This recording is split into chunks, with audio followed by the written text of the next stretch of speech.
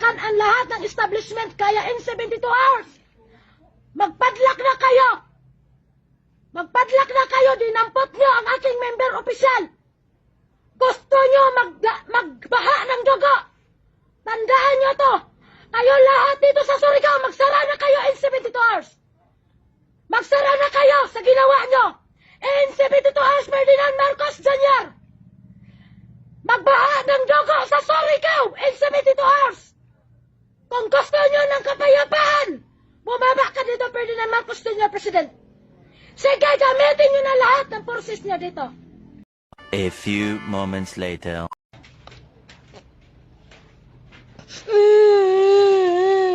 Tatay.